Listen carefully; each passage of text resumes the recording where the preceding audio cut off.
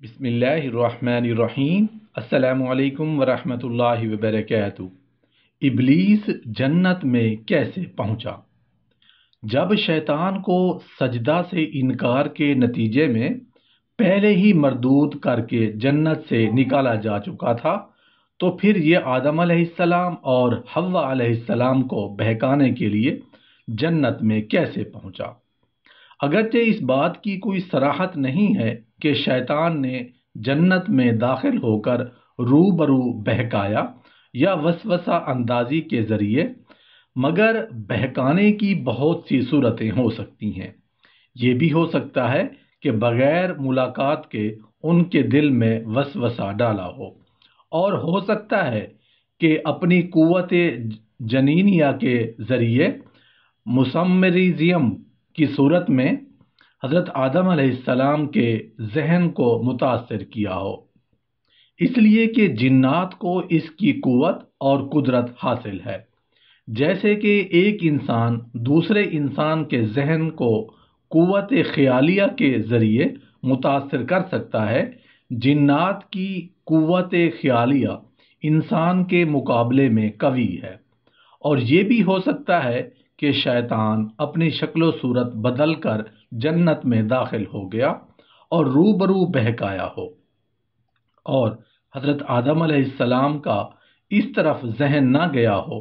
بظاہر یہی معلوم ہوتا ہے کہ شیطان نے صرف وسوسہ سے کام نہیں لیا، بلکہ حضرت آدم اور حوا علیہ السلام سے زبانی گفتگو کر کے اور قسمیں کھا کر متاثر کیا۔ آپسی دشمنی کا یہ مطلب بھی ہو سکتا ہے کہ شیطان اور بنی آدم آپس میں ایک دوسرے کے دشمن رہیں گے، اور یہ بھی کہ بنی آدم آپس میں عداوت اور دشمنی رکھیں گے۔ حضرت آدم علیہ السلام جب ندامت اور پشیمانی میں ڈوبے ہوئے دنیا میں تشریف لائے تو توبہ و استغفار میں مصروف ہو گئے۔ اس موقع پر بھی اللہ تعالیٰ نے رہنمائی فرمائی اور وہ کلمات معافی سکھلا دیے جو سورہ اعراف میں بیان کیے گئے ہیں۔ قبولیت دعا کے باوجود اللہ تعالیٰ نے انہیں دوبارہ جنت میں آباد کرنے کی بجائے دنیا ہی میں رہ کر جنت کے حصول کی تلقین فرمائی، اور حضرت آدم علیہ السلام کے واسطے سے تمام بنی آدم کو جنت کے حصول کا یہ راستہ بتلایا جا رہا ہے کہ انبیاء علیہ السلام کے ذریعے میری ہدایت تم تک پہنچے گی۔ جو اس کو قبول کرے گا وہ جنت کا مستحق ہوگا، اور بصورت دیگر عذاب الہی کا سزاوار ہوگا۔ خطاوار کو توبہ و استغفار کے الفاظ اپنی طرف سے تلقین کر دینا، یہ خود اپنی جگہ پر انتہا درجہ کی بندہ نوازی ہے۔ اللہ رب العالمین نے حضرت آدم علیہ السلام کو معافی کے کلمات القا فرمائے کہ اس طرح سے معافی مانگو، میں معاف کر دوں گا۔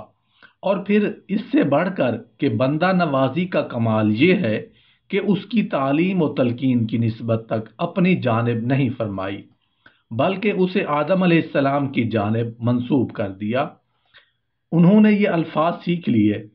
کیا حد ہے شفقت اور بندہ پروری کی! یہ الفاظ اور کلمات کیا تھے؟ روایتیں مختلف ہیں، لیکن خود قرآن مجید میں جو الفاظ حضرت آدم علیہ السلام کی زبان سے نکلے ہیں وہ یہ ہیں کہ ربنا ظلمنا انفسنا وان لم تغفر لنا وترحمنا لنکونن من الخاسرین۔ جنت سے نکلنے کا حکم بطور سزا و عتاب نہیں تھا، اس لیے کہ خطا تو معاف ہو چکی ہے، بلکہ یہ محض نتیجہ طبعی کا ظہور ہے۔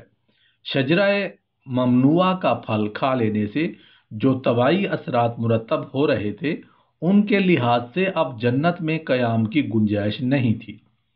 روح کے داغ دھل جانے سے یہ لازم نہیں آتا کہ جسم اور مادہ سے بھی غلط کاری کے نقش مٹ جائیں۔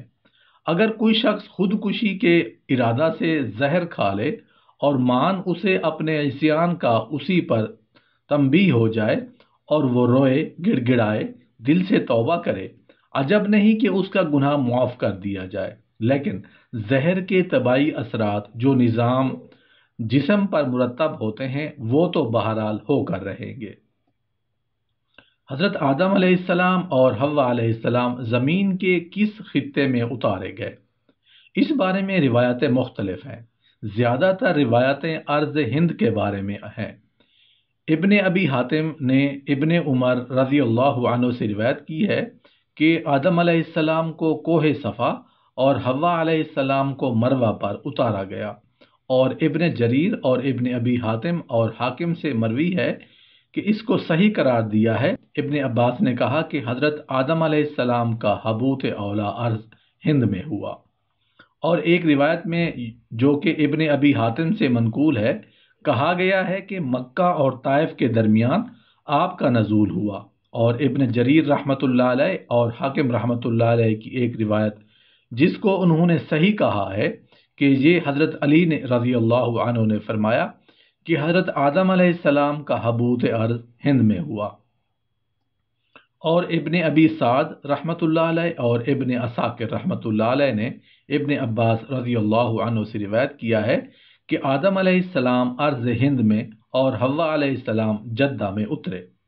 حضرت آدم اور حوا کی تلاش میں جدہ آئے، اور خازن میں ہے کہ آدم سرزمین ہند سرندیپ میں اور حوا جدہ میں اترے، اور ابلیس بصرہ میں ایلا کے مقام پر اترا۔ مذکورہ روایات کے علاوہ اور بھی روایات ہیں جو آپس میں مختلف ہیں، مگر ان میں تطبیق ممکن ہے۔ ظاہر ہے کہ حبوط حقیقی تو ایک ہی جگہ ہے، مگر انتقال مکانی کا مجازاً حبوط سے تعبیر کر دیا گیا ہو۔